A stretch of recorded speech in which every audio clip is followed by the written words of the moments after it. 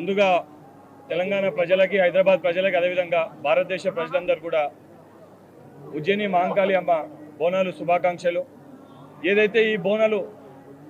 ఘనంగా జరుపుకోవాలనే ఉద్దేశంతో ఏదైతే ముందే ప్రభుత్వము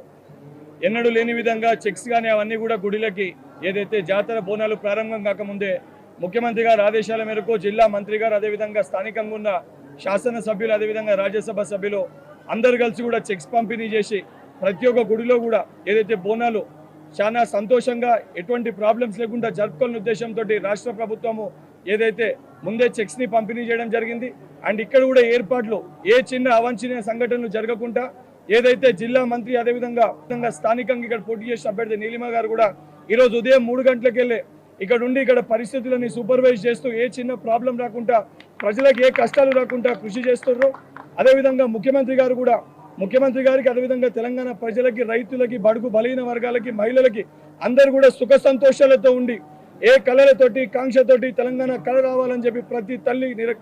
కళ కోరుకుందో ఆ కళలు నెరవేరాలని చెప్పని ఏదైతే అమ్మవారిని ప్రార్థిస్తూ ముఖ్యమంత్రి గారు అదేవిధంగా ఈ ప్రభుత్వం కూడా ఏదైతే ఇదే రకంగా ప్రజలకి సేవ చేస్తూ ఉండాలని చెప్పని మనస్ఫూర్తిగా కోరుకుంటున్నాను.